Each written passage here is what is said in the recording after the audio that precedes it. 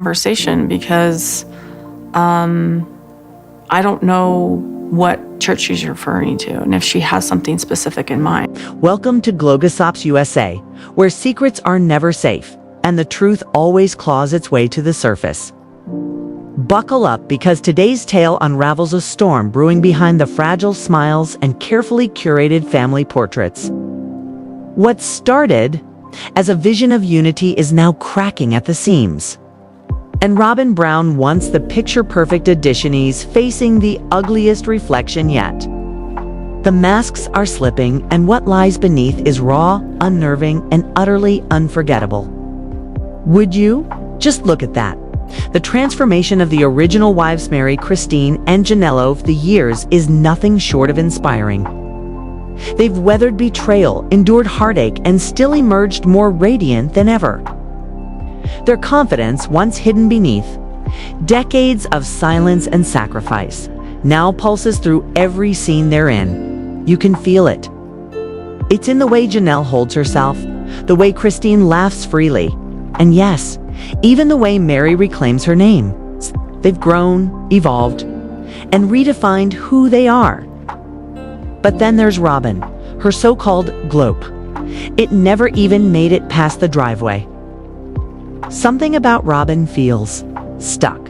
Her energy feels lost in time, like someone who entered a maze and never made it out. It's not just the awkward smiles that don't quite reach her eyes or the constant anxiety woven into every conversation. It's that deep, unsettling discomfort that seeps from her every glance. While the others embrace the painful evolution, Robyn seems paralyzed, clinging desperately to a dream that's rotting in her hands. And just when you think it couldn't get more uncomfortable, here comes a moment so cringeworthy, you'll want to crawl out of your skin. It happens when Robyn, trying to reclaim some invisible thread of connection, murmurs a distant "I like your wedding ring" to Kody. That sentence should have been sweet, tender even. Instead, it was like tossing a pebble into a Canuno echo, no return. Kody doesn't even blink. His reply, a flat dismissive. "Oh, this. Not a wedding ring, just fits the finger." No sentiment. No shared memory. Just cold metal and colder words. But if you think that's brutal, it gets worse. When Robyn dares to ask the question we all wanted to know, did Kody ever love Meri? Or Janelle, he responds with an iciness that could freeze fire. Love? No, that wasn't love. That was just something we did. Just something we did. That's how he describes decades of shared life, sacrifice, and children.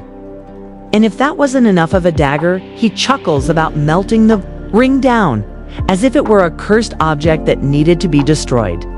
Not a symbol of love, a problem to be erased. But here's where the layers really start to unravel. You see, Kody doesn't have to say much to speak volumes. His disdain, his subtle cruelty, it bleeds through every offhanded remark. And when you watch closely, you realize how much Meri bore the brunt of it. Meri spent years, decades, even proving her loyalty. She didn't just stand by Kody and Robyn. She practically knelt at their feet, and yet all she got in return was distance, cold rejection. The truth is, Meri never truly wanted Robyn in the family. Not deep down. She smiled, nodded, and recited all the right words. "We're expanding the family. I support this. This is what God wants." But behind the rehearsed lines was a quiet dread. She knew even then that something would shift. That Robyn's presence wouldn't just change the family, it would fracture it. But Meri's resistance, however softly spoken, didn't go unnoticed. Kody, ever ready to defend Robyn like a knight, guarding a crumbling castle, retaliated with emotional withdrawal. The ring, once a symbol of their bond, became meaningless. Not because of gold or tradition, but because Kody needed to erase whatever was left of their connection. And Meri, she got the message loud and clear. She wanted to stay in the picture, she had to perform. She had to shrink, appease, and worship at the altar of Robyn. And for years, she did just that. She gushed over Robyn like she was royalty. She praised her every move, championed her decisions, and defended her place in the family, not out of love, but survival. Meri knew the only way to remain in Kody's orbit was to bend herself into a version he wouldn't push away. But it never mattered, because the truth was, once Robyn entered the equation, Meri was already written out of the story. And here's where things get eerie. Remember the old family traditions? It's the birthdays they celebrated for Joseph Smith. Every year, like clockwork. But then, without warning, it just stopped. No more parties, no more gatherings.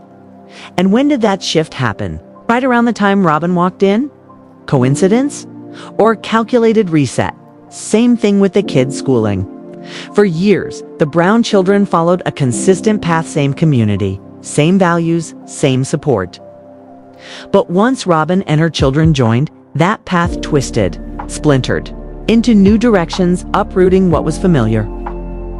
The rhythm of the family completely thrown. And the most heartbreaking part, it wasn't just changes in routine, it was the unraveling of unity. The more Robyn took root, the more others were pushed aside. Meri's one secure place began to erode, and it wasn't subtle, it was deliberate. It's a cold shoulder here, a public dismissal there, a refusal to even acknowledge her emotional needs. The ring she once cherished, now nothing more than a prop in Kody's casual indifference. And when Robyn tried to turn that ring into a moment of sentiment, Kody snuffed it out with a smirk.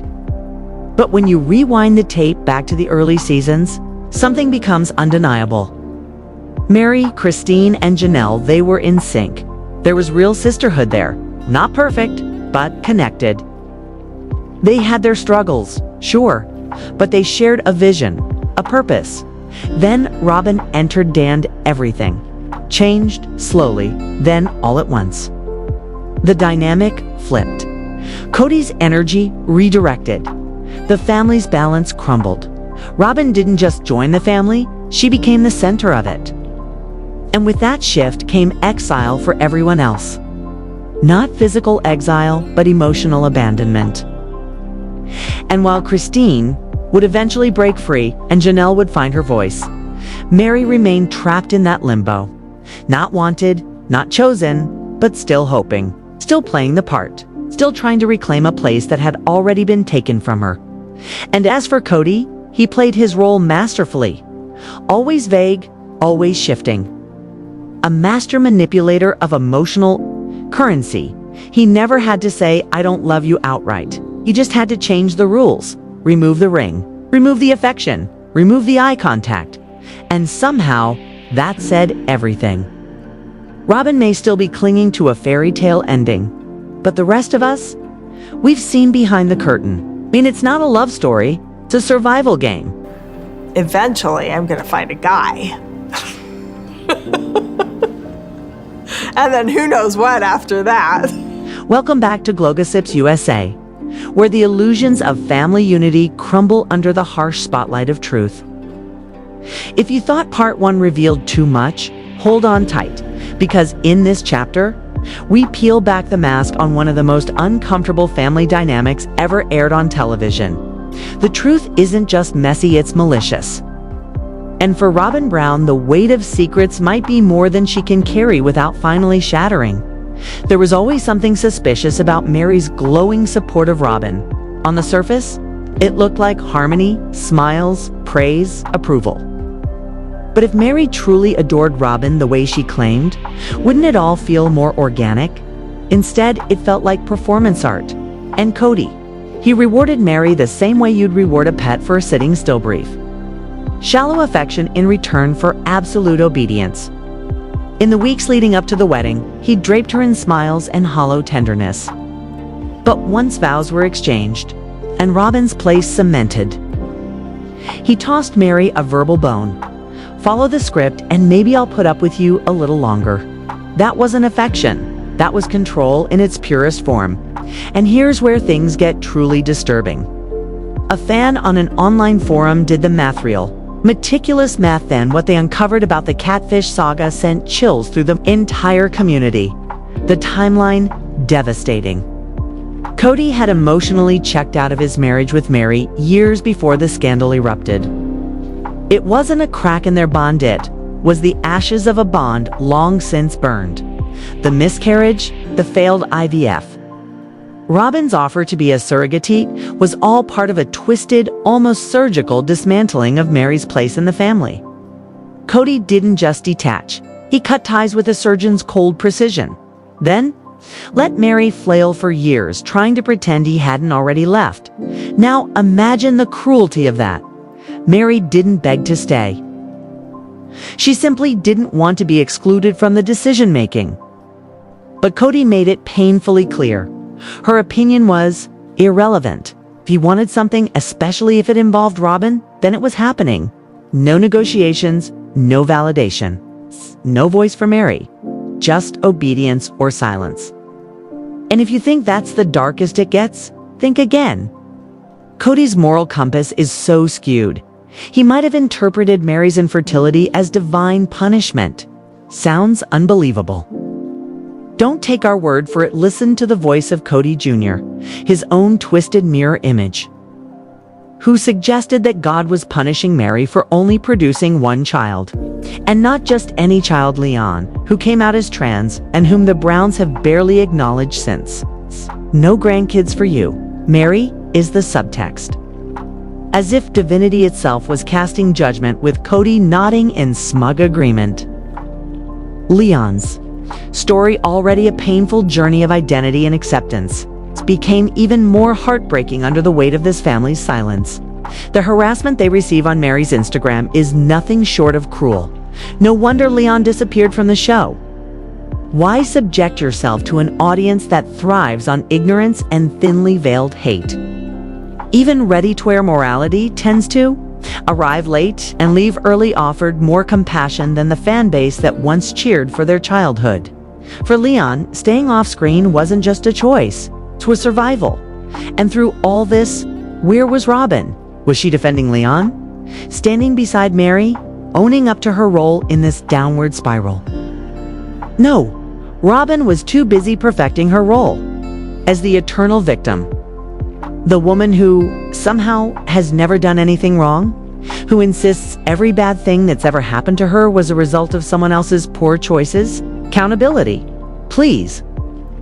Robyn treats accountability like a foreign language she refuses to learn even the basics. The other wives, at least they've had moments of humility. Meri, Janelle, Christina, Van, Kody, on rare occasions have all admitted to missteps. They've said the words, "I could have done better," but Robyn, never. She floats above reality in a cloud of self-righteousness, untouched by the pain she helps create. When she talks about her past, like during her overly rehearsed purity speech, it's always framed in victimhood. Even her pregnancy with Dayton becomes a tale of betrayal, spun in such a way that she emerges spotless. Robyn doesn't own her part in anything. Not the fractures in the family, not the favoritism, not the passive manipulation. She's the queen of deflection, whispering in Kody's ear, translating his cruelty into misunderstood longing. He didn't hurt you, she say. You just misunderstood him. But when it comes time for her to speak for herself, she dances around the truth with more grace than honesty. Just watch her on any tell-all. That moment when she declared, "I feel like we failed," was not a breakthrough. It was a performance. A vague, non-committal line meant to sound profound without actually taking any responsibility. Failed how, Robyn, and why? She never says. Because deep down, she doesn't believe she failed. She believes everyone else did. The other wives didn't love enough. The kids didn't adjust enough.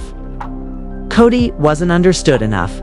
Everyone else is at fault, always. It's a masterclass in denial. And the worst part, she's gotten away with it. Repeatedly. TLC's tell-alls feel more like scripted PR sessions than real moments of truth. The moderators, clueless, detached. Sometimes it feels like they've never watched a full season. It's as if they're reading cue cards written by someone who skimmed the Wikipedia page 5 minutes before filming. And that brings us to a fan favorite suggestion, Andy Cohen, the one man who could actually moderate a sister.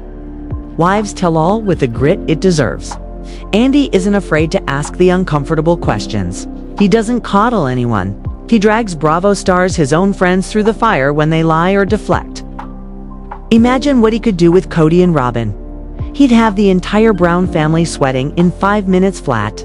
But let's be honest, TLC doesn't have the spine for that. Compared to Bravo, TLC is a cardboard box trying to compete with a luxury yacht. Andy's too sharp, too informed, too bold.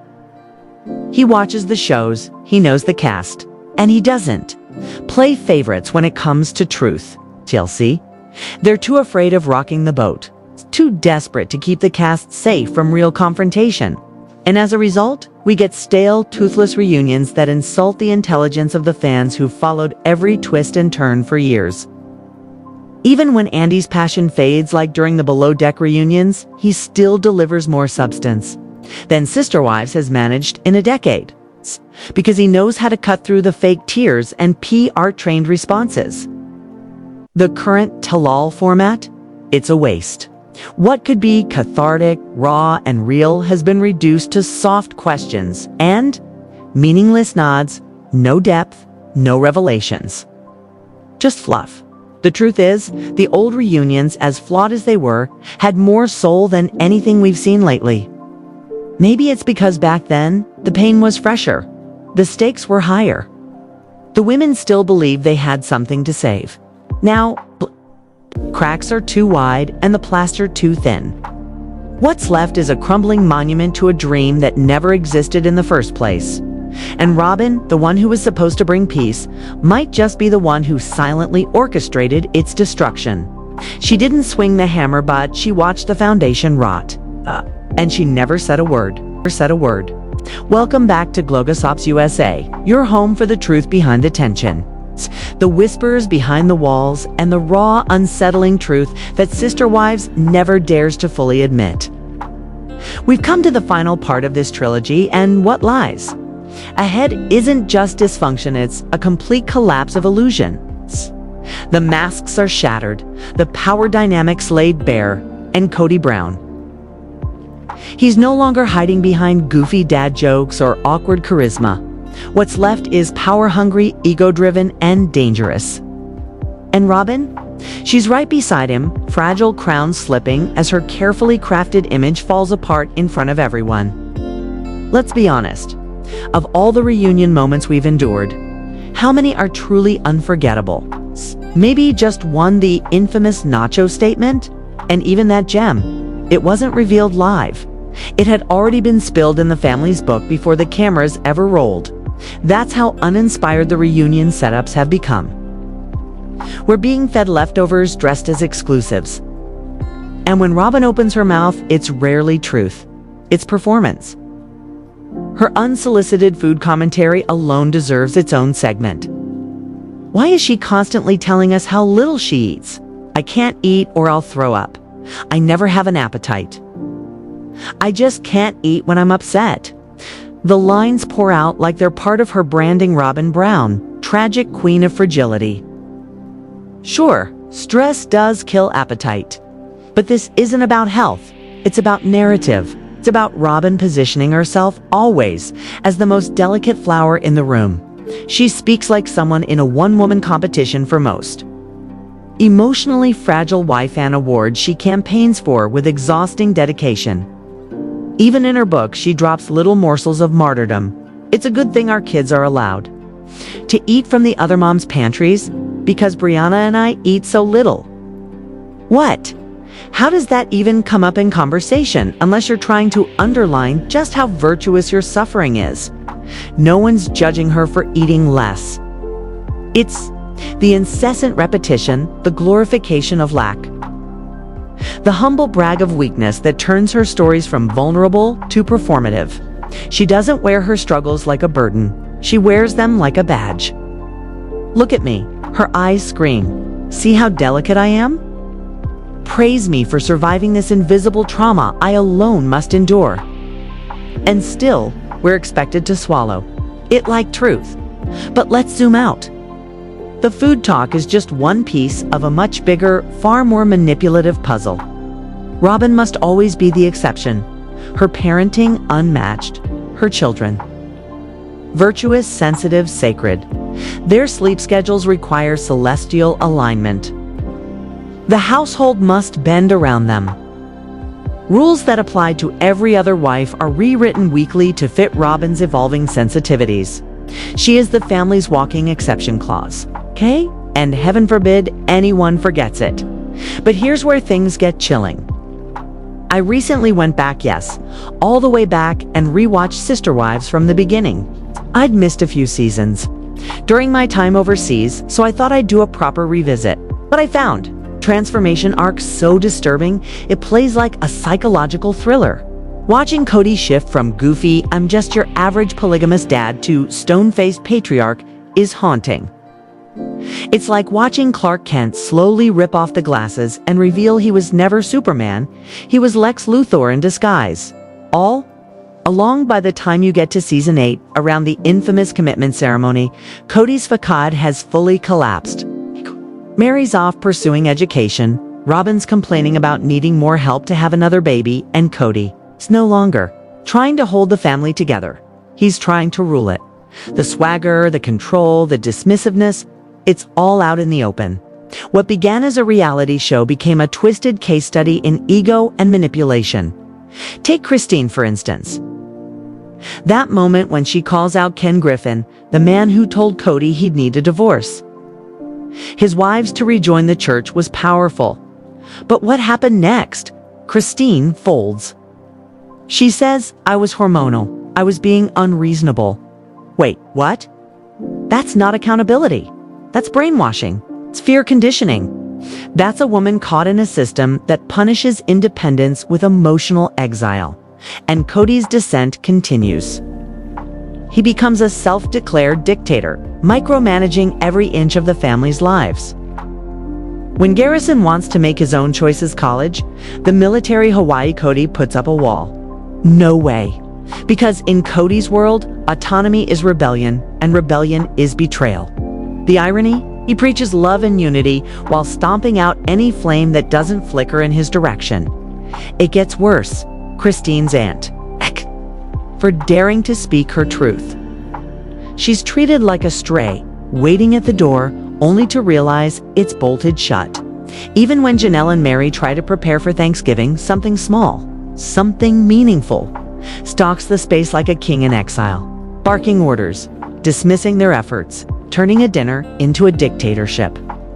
This isn't eccentric behavior anymore. It's abuse masked as leadership. Kody isn't leading with strength. He's clinging to power through intimidation. The charm is gone. All that's left is a man who thrives on dominance. Every interaction becomes about control.